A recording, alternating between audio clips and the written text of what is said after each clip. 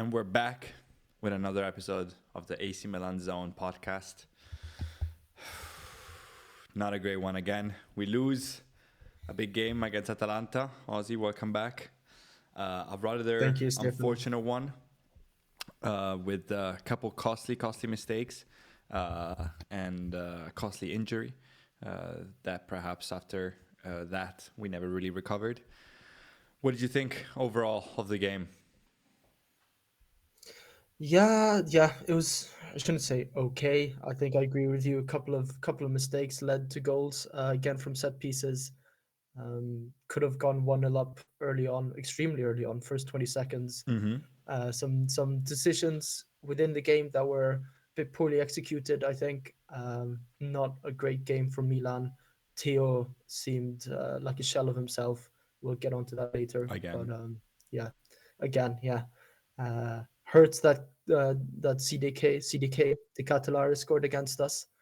The celebration was not too crazy. It wasn't a Zaniolo celebration compared to what Zaniolo did against Roma. But yeah, it was one of those typical Milan Fonseca games, I think. Yeah, very much like a fight. We could have gone, as you said, up early on. We conceded a pretty dumb goal off a corner, uh, not corner, the first one, the last one was a corner, but off a cross, far post where Theo gets sort of dunked on, as I said. I think different people fall asleep there, to be honest, in many different ways. Theo should do better. I also think it's silly that Theo is man marking the Catalan on the back post. They weren't Yeah, even playing with a real striker. Charles Catalan is very tall. I forgot if he's 190 or 194. And I understand that we play zone, but it's like you gotta. That's the one man you need to worry about. Um, So that all feels very silly. We do a good job, I thought, coming back. Once again, Rafael, everything kind of flows to him. We're kind of going back to those Pioli days where we don't create much except for him. And he gets us a goal back by gifting Morata lovely assist. And then Pulisic goes down. I think that's where the game changed for us. I think Fonseca did the horrible decision of putting in Ruben Loftus-Cheek, who has proven nothing this season in terms of being able to dominate the midfield like he did. Especially when we already have Musa on the pitch and we're playing more of a 4-3-3. What's the loss with putting in Chukwueze? yeah, I really don't understand it. It's like I understand if you're playing, three attacking players behind Morata, and then one of those goes down. You're like, okay, well, we put in another midfielder. What's the loss? We have Musa there for that reason. Put in Chukwueze. First of all, as we always say and complain here, Ruben Loftus-Cheek seems clueless and just zero hunger. And second, it gives a clear signal to the team of, okay, well, let's fall back a little bit, which is exactly what we did. We fell back. We tried to play for the draw. And look, maybe a point at Atalanta, you say, okay, we'll take it. But we're seventh in the league. You're supposed yeah, to fight, and it's not that he went down with 10 minutes to go. We had a few minutes in the second half, in the first half, and the whole second half. Play to win, play to create chances. Instead, we fall back as we thought, and obviously unlucky because we conceded in the last minutes. But you could see it coming. You could see, at least I thought it could be coming the whole game, and we created also nothing else coming from that, and no other subs until 10 minutes to go. Abraham comes in for Morata. Not much of a difference when there's no more support, and then in the last minutes, Chukwueze comes in after we concede for no real reason. What yeah. did you think of those choices and Fonseca's management during the game and the subs and the lack of subs Yeah, maybe? yeah, the lack of subs has been an issue. Even going back to Pioli, we thought that there'd be a lot of different subs being made up perhaps a bit earlier in the game, and in this case, it was Tammy for Morata out for Tammy. I thought that was very yeah, I mean that's we don't have much choice to be honest, right? But I thought maybe it would have been a bit better to get Tammy a bit earlier on, bring a bit of more energy because whilst he is a big lad up front, he does actually seem to at least try to inject some energy into the team. And I agree with you on the Chukwueze front that it wouldn't have hurt if he came up or came on rather. So I mean, we were both Ruben Loftus-Cheek haters, anyways.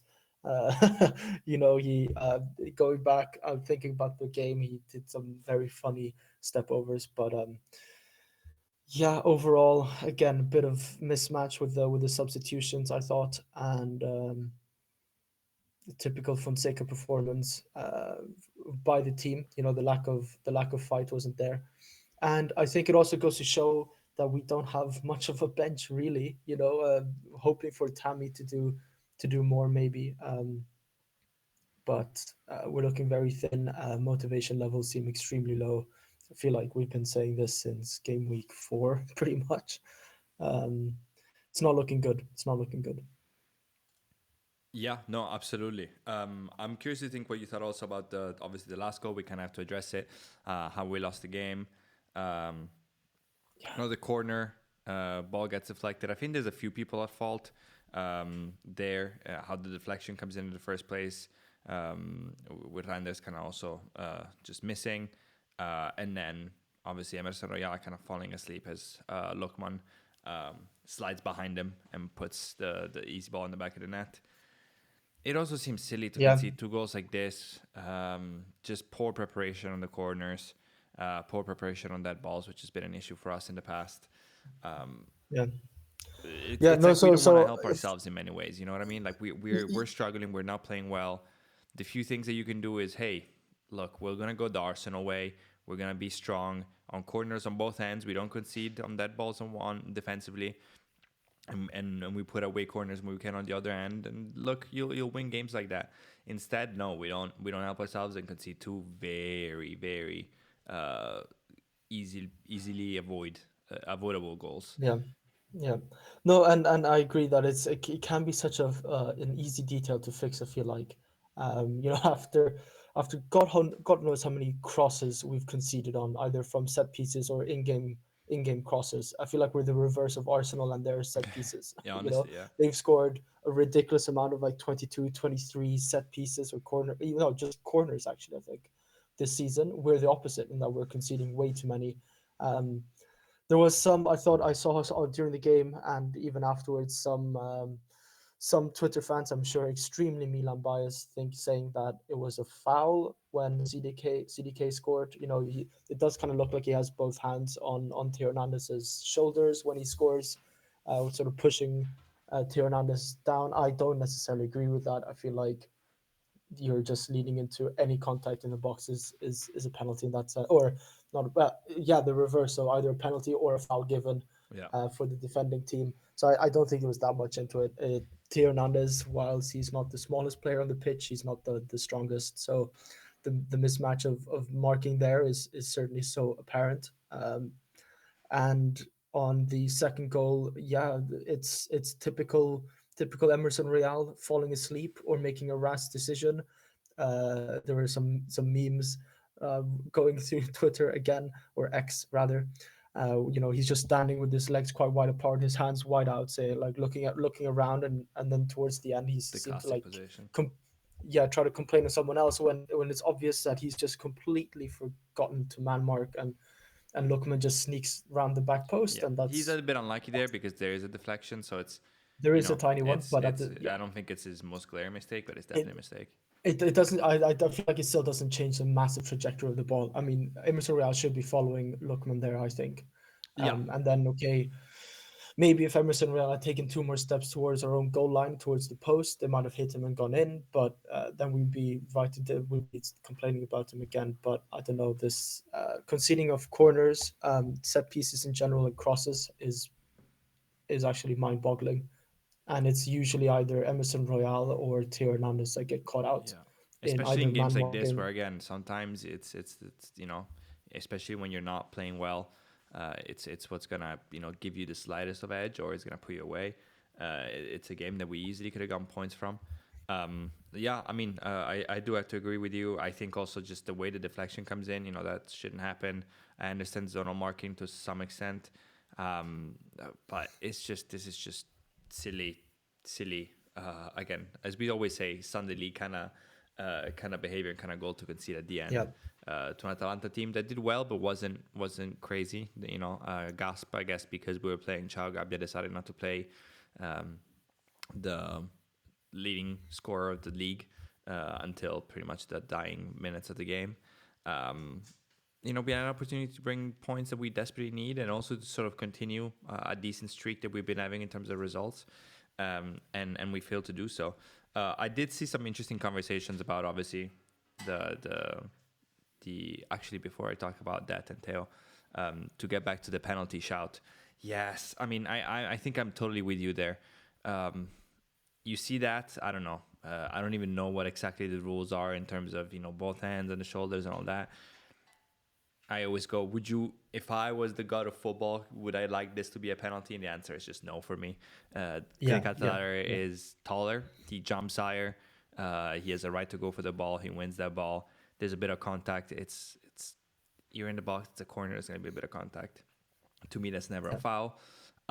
And before we get to Teo, speaking of this, obviously Fonseca had quite strong words, which is very unlike Milan, um, about the referees and that sort of decision. He came out pretty strong, saying, this is a penalty. This is not a penalty. This is a foul that should have been called off. VAR is always against us. There's always mistakes against Milan. I'm tired of this. I need to speak up about this. He had some pretty strong words that might even probably get him banned or at least fined. He said this is a referee that has helped Atalanta in the past, and they rescheduled him. So this is some pretty strong accusations.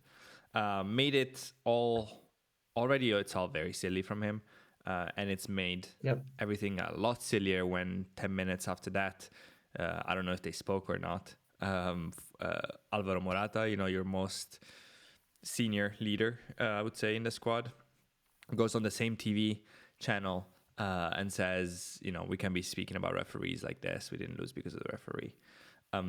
Did you catch those words, and what do you think in general about that statement? Is it maybe a little bit oh, of a desperation, or just him feeling left alone by players, by management, and all that?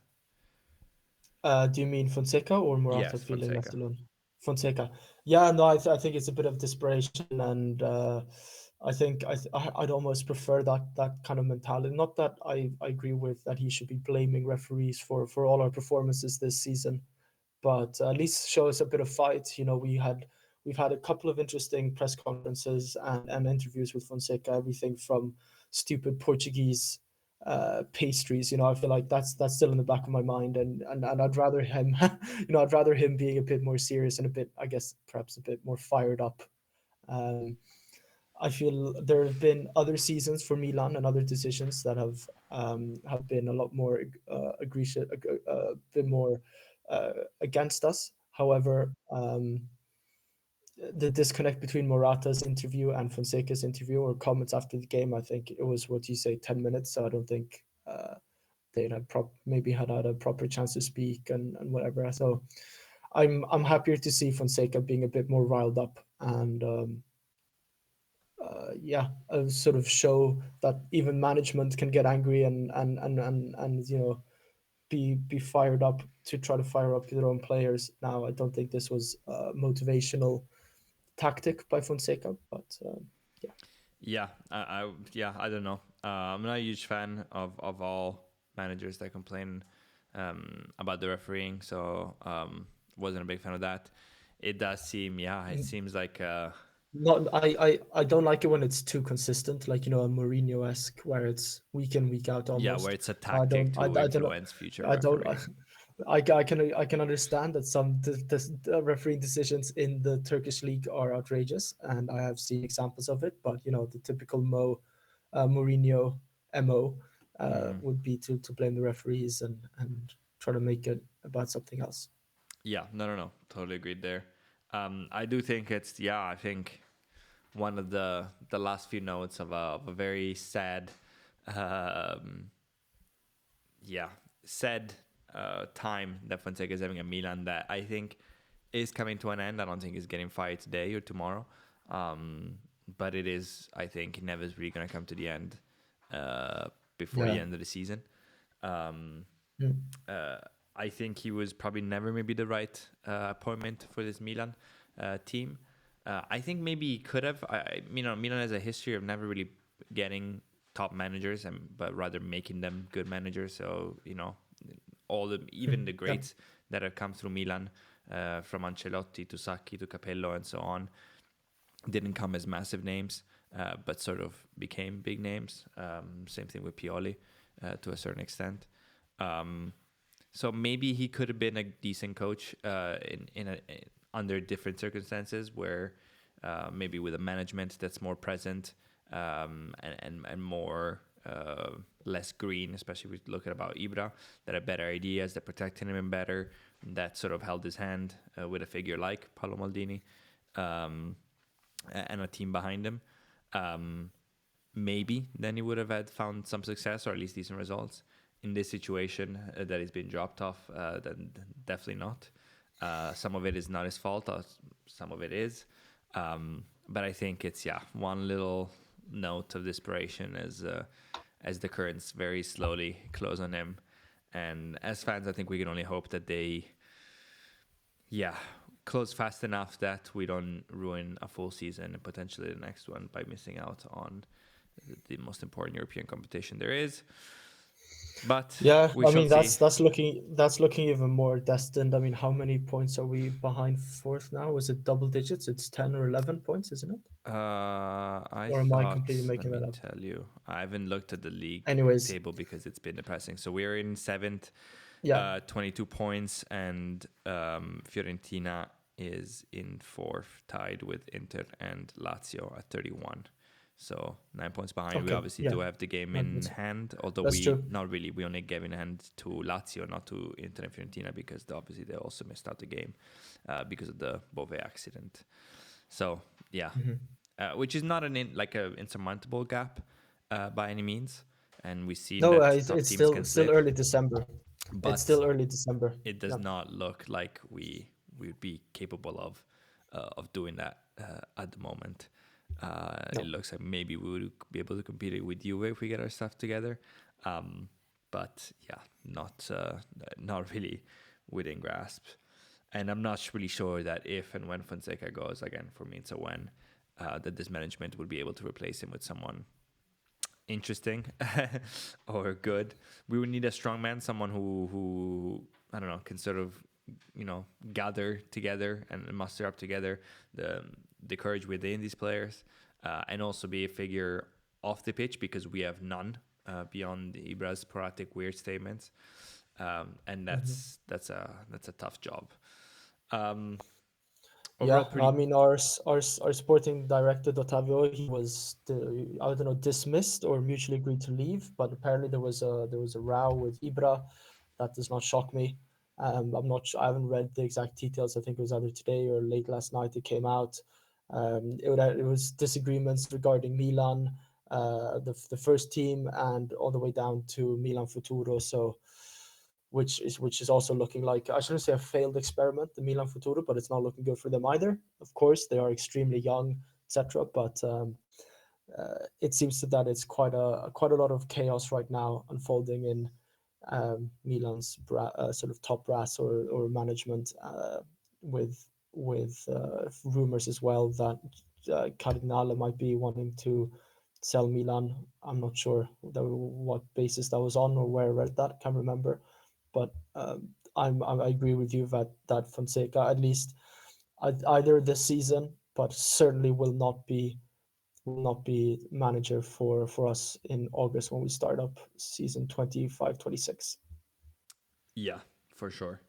Um, so overall, it's a good, grim outlook to this game.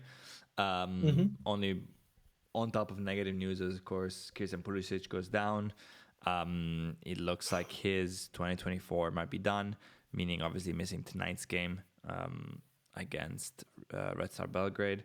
Um, Genoa's game on the weekend. I think we have Cagliari maybe in between that, and then the last game against Roma. the talks is that he would be a hopeful show for the Super Cup against Juve, um, which is the first game of the new year. How big of a loss is he for us? You know, he had slowed down a little bit Yeah. in the last few games, but still a key player. We Mhm. clearly don't have a sub. I don't know if Chukwueze is trusted. Clearly not enough. Loftus-Cheek has been nothing but poor. How big of a loss is that for us Yeah. to close out this year? Oh, absolutely massive. Now when I mean, we've been going up and down the whole season in terms of performances, but and it's not this period like it is in the Premier League where games come thick and fast over Christmas specifically. Between our final game before Christmas, which is against Hellas Verona, and our game against Roma, there are 9 days of, I guess, a bit of a break. But yeah, for us, it's almost life and death. It's either okay, this game, right? Leao is carrying a bit, but if either Leao or Pulisic are injured or not playing for us, we're down almost 50% in terms of what we can achieve. Feels like immediately from the get go. So very very sad that he's not going to be part of the rest of this year. But with our thin bench, it's gonna be a tough few games without him, 3 or 4 games, depending on whether he comes up back against Juventus. Yeah, totally agree. It does definitely feel you're spot on that we sort of take the field with one hand tied behind our back because it feels like a big gut punch and we lose half of our output. It's also be ridiculous that you look at this Atalanta game and as you were saying just how thin we are. We put in Loftus-Cheek because we have to, and then we wait until the 80th minute. We put in Abraham for Morata, and then give Chukwueze a couple minutes, and don't even make any other Yeah, subs in a game that we presumably needed to win in terms of just trying to catch up with everyone. They bring in Samardzic, who I think would start for us, especially without Pulisic, but potentially even hmm, with. Um, Kosunu, okay, not a bad player, nothing to write home about. Bring in Retegi, who's the leading scorer of the league. They bring in Brescianini, former Milan player, who's not bad at all in terms of midfielder. And they bring in Scalvini, starting, arguably would have started in the Euro if he was healthy, but a great center back. Um, and that's obviously with, Scamacca still injured. Um, yeah, I mean, a team like Atalanta, it's just well built, um, um, well coached. I do wonder if it's something, were to happen to Gasperini in terms of their story ending. There was rumors of this maybe this summer. I wonder if something big is achieved, if that maybe helps him move on. If they do somehow win the league, if then he feels like okay, I've done my time. It's time to you know sort of mutually agree to leave. It'd be curious to have someone like him at Milan, actually. yeah, But we talked about it him would last be. week too. Um, but before we wrap up and talk about the game that's about to happen, we have the full mob scores on the screen. I think Leao is for us man of the match. Rightfully so. The only one created a little bit. Morata put his one chance away, and beyond that, didn't really do much. But not Yeah, really his fault. We kind of abandoned any attacking hope after Pulisic went down. The rest, I mean, didn't play badly. We just kind of again were scared and tried to play for the draw. So sixes across the board makes sense. Um, the I one thought I maybe thought Mignon at some point did bail us out. true for the thousandth time in this year. You're absolutely correct. Yeah, Yeah, you're yeah. right. I I'd mean, it probably was give it was him already six and a half, it was 7. already yeah, it was already 2-1 when Retegui came 1-1 against him. But those are the saves he makes, and he made some other perhaps not spectacular saves, but was solid in that sense, and you can't really blame him for any of the goals Yeah, no, going in. absolutely. The deflection there for the 2-1, maybe he could have been a bit more out instead of just being sort of on his goal line. But again, he had about 3-4 Milan players run in front of him, so I thought he did. I don't think he's like a 6.6 if we're gonna be that specific. But yeah, Leao, Morata scoring, Mignon were the only ones that were of good quality. Yeah, somewhat remarkable. I do think the big negative point maybe comes on the left wing and is not Leao for once, and is the continued talk of what is happening with Theo Hernandez. I thought it was poor. I thought it was poor on the goal. Overall, just kind of missing in action.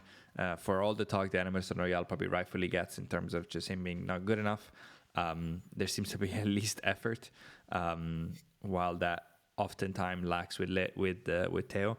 Is Theo a real problem? What is happening? Do we think he's Yeah. just settled in, doesn't like Fonseca, doesn't like what's going on, is biding his time to maybe get out in the summer, or maybe wait for a new coach to come? What is happening? What do you think? Yeah, no, I think it's seems to be some sort of issue with Fonseca. He started off the season terribly. Those screenshots of how we conceded. I think it was against Parma. He was like full, almost 15 meters behind the player who's supposed to be marking. We were questioning his effort. Then we had the water break gate situation. Um, I'm not sure how Theo Hernandez is as a person, but I don't think he was particularly happy seeing Rafa Leao being benched for, what was it, 3 games in a row. He relies a lot on Rafa Leao, and when Theo Hernandez produces offensively, it's almost always with Rafa Leao on the pitch, because you know that the opposition will be attracting at least two players to mark Leao or try to stop him, and that gives Theo Hernandez or Treno Hernandez the liberty to go forward. I don't know, but now the last few games with Leao producing, he was produced. He's always been good this season. We don't have to discuss that anymore. But when Leao's been again sort of finding his top form, that should give Theo Hernandez um, you know, Theo Hernandez should be producing better than he is. It seems like it's a motivational effort. His mind seems to be perhaps be elsewhere. Stupid decisions, silly mistakes on the ball for being one of our better technical players. Um, yeah, it's sort of. I think I agree with you that if we're giving Emerson Royale shit, we should be giving Theo Hernandez just as much shit now. We Yeah, just know what agreed. level Theo Hernandez can produce at, winning us a Scudetto, being the old Treno Hernandez would be great to see him. But yeah, it seems to be some sort of issue with Fonseca, or maybe the chapter with Milan is closed. We know that he had quite a close relationship with Maldini. Um, so once Maldini left, maybe that could have been the catalyst of him now, and he's just not enjoying himself as much anymore at Milan. Yeah, I wonder. I was thinking and curious. I wonder if he does get the layout treatment from Fonseca. If we had any sub at all for him, which obviously we Yeah, don't. The squad is so poorly he, constructed that there's no even an option. I definitely think that would have been the case. But yeah, I mean, this is based off nothing, of course, but I'm convinced that yeah, he's ready to move on, and so he's just putting on his shift. Seems to be saving himself from France whenever that happens as well, and he's ready to move on next summer to wherever, which is a little bit sad. Because he's so good, I think he's been also a good Milan player in terms of representing the I don't know, the badge overall. And at this point, I'm not so sure that yeah, unless there's a manager change and maybe an environment change, that his performances will be much different from what has been here. Clearly, he's played a little harder, like everyone else in the games that count, like the Derby and Real Madrid. But that seems just inner motivation from them rather than the team or Fonseca. And so that might be it, which again is really sad. Um, Yep.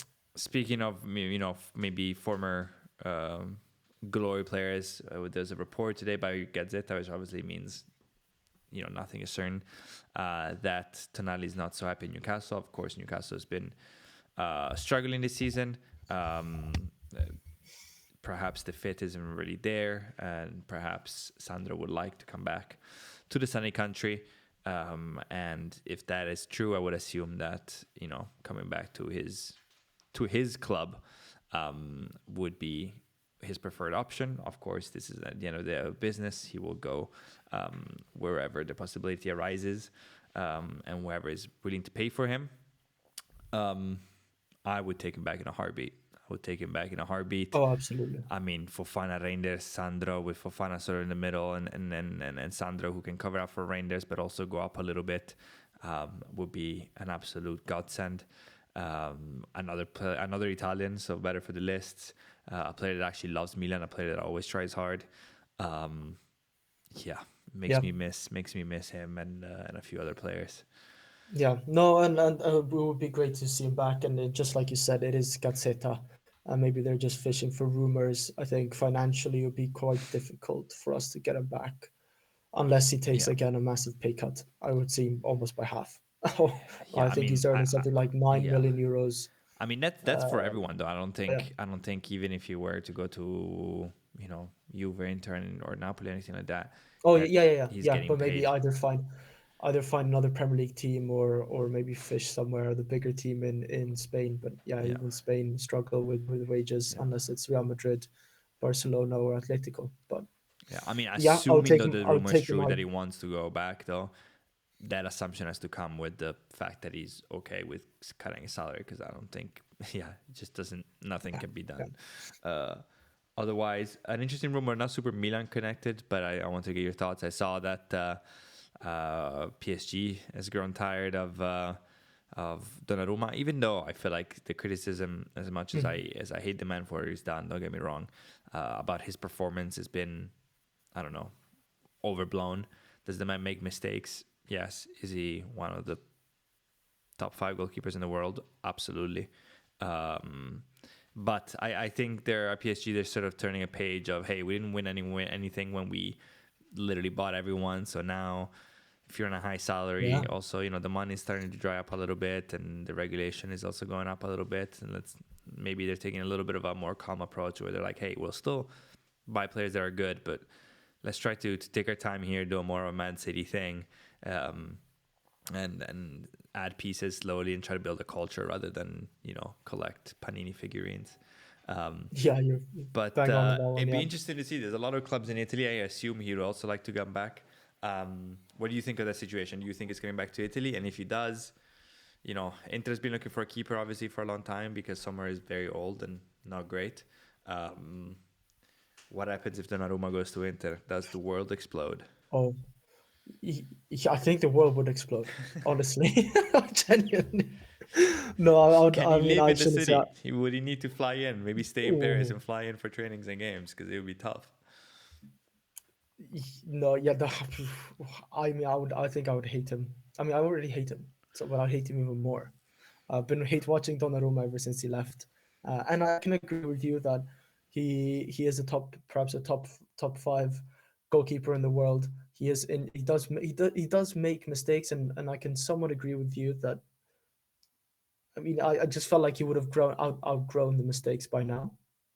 But I also feel yeah, like because we see 69 Nishon 420 in the chat saying top five is a stretch. I Yeah, it don't may be a think bit of a stretch, I don't but think it is though. 5 goalkeepers that are better than Donnarumma. Mignon, Okay, Courtois, Courtois definitely. Allison. Okay, I mean, I don't know. Oblak. I feel like Oblak is one of those you try to sound. He's trying to sound a bit like an expert when you say Oblak. I mean, I can't say I've watched a lot of Atletico Madrid's games the last seasons. Um, yeah. I mean, Black is great. I don't know. I mean, I don't know. I'll take Donnarumma over Black right now. I mean, I've seen again. Not as a fan of him. David Raya, No, no way. Not even close. I not mean, even close. I've seen Aaron Italy as an Ramsdale. Italian uh, in the Euros. Donnarumma is the only reason why we even made it that far. I mean, he's incredible. And look, I get exposed. The bias of his mistakes. I get exposed to a lot because, we're Milan fans. We're on Milan Twitter. We get, every time he makes some mistakes. We see about 3 or 4 videos of it just to be like, hey, it's okay. He left. He can no longer hurt you. Um, but I mean, Yeah. Martinez is not To be better than honest, Naruma. Raya is not better than Naruma. Sorry, I'm reading the chat because yeah, yeah, Kobo that's is what I not was better than seeing. Naruma right now. Diogo Costa is not better than Naruma. Dida. Dida.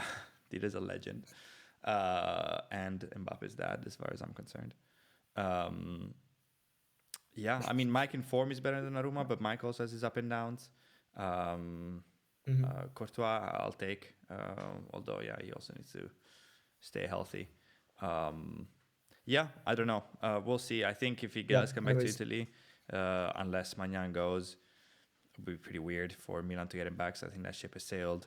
It would have to be either Juve, which seems very unlikely because they just got rid of goalkeeper to buy a new one. And I still think Perin it might be the best goalkeeper, even though Di Gregorio seems to be Diego Motta's guy. Um, it would have to be Inter, and if that happens, it would be absolutely brutal. Imagine Inter winning a derby with Çalhanoğlu and Donnarumma kissing their badge.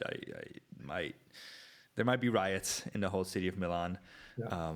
It would be a tough I'm watch. not I'm not a violent man, but I would be I would be very very angry. It would be tough. But let's move on to the game that is gonna kick off in just under an hour. Let me check quickly on Twitter if the official lineup is out because it should Yes. be usually is. Let's see what Yes, 2 minutes centre back ago from Vitiello, I partnership. see it. It is Magnan in goal, Calabria, Gabbria, Ciao, Teo Hernandez, Fofana, Reinders, Musa, Loftus-Cheek, Leao, Morata. Yet another rejection for Chukwueze. Yet another, I don't know, some sort of weird 4-4-2 with players uh, all over the pitch. Calabria to start against instead of Emerson Royal. It looks like maybe we're doing a little cup league swap between the two. What do you think against Red Star, a team that's Yeah. not doing great, where we need to win and hopefully put some goals away? They're currently 31st in the Champions League. You got one win and a -8 goal difference. What do you think of the formation? Yeah, I think that was expected almost. I guess Calabria and Real are kind of switching roles or switching from time to time in our starting 11. Ruben Loftus-Cheek, we know what we know. This podcast already knows how much we dislike him, so I don't need to beat a dead horse. Yeah, I think it's pretty expected. Hopefully, we'll see maybe a bit of changes a bit earlier on this game should the game not go as planned. Hopefully, it's not going to be another game like we did against Slovan Bratislava, where I shouldn't say almost lost it, but it shouldn't be tight like it was. Um, we should be coming away with 3 points, even though we are playing. Is it? Yeah, we are playing in Belgrade, right? No, we're playing Milan. No, we're playing at home. Okay, that's even better. Yeah, so I think even that, yeah, definitely then we should be coming away with the 3 points. Yeah, I mean, But again, I think it shows how thin our benches. Maybe Chukwueze. I think we would have agreed that Chukwueze should start rather than Ruben Loftus-Cheek and switch around the positions a bit. Okafor, I know he's not been great this season, but I feel like that's been maybe a missed opportunity to develop a good player. Not true. saying He is that injured the tonight. the He's not even on the bench. oh, he's not even on the bench. Okay, No, that there we a go. brutal time for him to be up in injury because this is the time to shine. Yeah, yeah, Although if Chukwueze doesn't play, I'm not sure. Fonseca does seem to like Okafor a little bit more. But yeah, I mean we're thin on the bench today. I see 1, 2, 3, 4, 5, 6, 7, 8, 9 players. One is Portiello, one is a 16-year-old goalkeeper Toriani, so those are two keepers. 16-year-old Camarda is there. Other than Wise, it's a lot of defenders: Emerson Real, Tomori, Pavlovic, and Terracciano. And so the only really viable players going forward will be Chukwueze and Tammy Abrams, and then Camarda if you're rating them much, but he is 16 after all. yeah. Yeah, it's tough. We are super thin. I wonder if in January anything happens. Judging by the Americans' willingness to spend money, I would say not really. Probably not. Um, No, not significant enough. It might be another Terracciano type situation where we sign somebody for what was it 4.5 million and just doesn't sees less than 180 minutes in total for the rest of the season. I'm not sure. yeah, yeah. There were discussions about getting Ricci, right? But Yes, that those would be I a don't know if great you'll buy, although right now it would be so so expensive. We should have gone in the summer, maybe 2 summers ago. Um, that would be a great buy, but yeah, expensive. We'll see.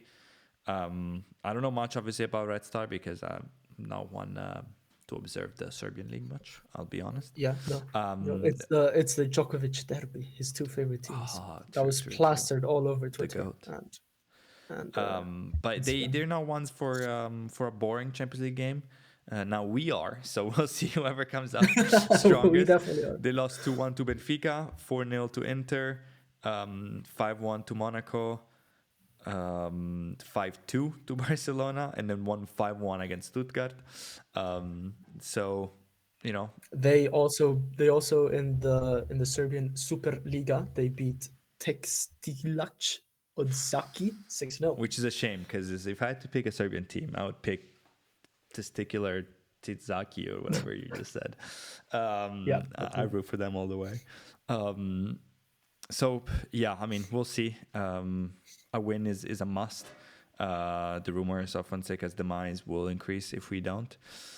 Then I think we can wrap up. And as always, score prediction. What do you think? I went first last time, so I'll let you lead the way. I'm gonna go with a 2-0 win for Milan. Goal scorers will be Leao and let's say Rangers. Let's say Rangers. He loves the Leon Champions Reiner, League. safe. Yeah. We don't. I don't know if we can do clean sheet. I'll say 4-1 Milan. This is the Ooh. Fonseca roller coaster. Whenever you think, hey, he's about to get fired, we pull out something good, just good enough to let him ride to the He next breaks out failure, and then we just the Portuguese pastries. He's found a bakery exactly somewhere in only to Milan. draw against Genoa on the weekend. That's how it go. God. Leao My bangs into Teo scores because it will be another same reasoning as Fonseca, and then he can whatever shush the crowd. And Alvaro Morata continues to score. That's Drawing my or losing prediction. to Genoa would be terrible because one of my lecturers, Francesco Derci, I'm not sure if he's listening. He always brings up the podcast in my marketing class, which is always awkward. He is a Genoa. He's a true diehard Genoa fan. So it would be terrible as I have my final assignment next week and I would not be able to look at him in the eyes during the presentation. So Yeah, yeah. Patrick Vieira's, which is still so weird and odd to me. Watch a couple of games now, and it zooms into him on the bench, and I'm like, why are you there? Imagine, imagine, He's doing imagine well 10 though. years ago. Imagine 10 years ago, somebody said that Patrick Vieira would be coach for Genoa and Balotelli would be playing for them. Hilarious. Hilarious. Um, all right, then we'll do this. Cool. Watch this game, put ourselves through some pain, and then be back here before the Genoa game to talk hopefully about the mighty, glorious victory that's about to take place in San Siro. Thank you again for walking us through the usual pain of reviewing a Milan loss. Thank you, my therapist, Stefano. And good luck for tonight. Forza Milan. Forza Milan.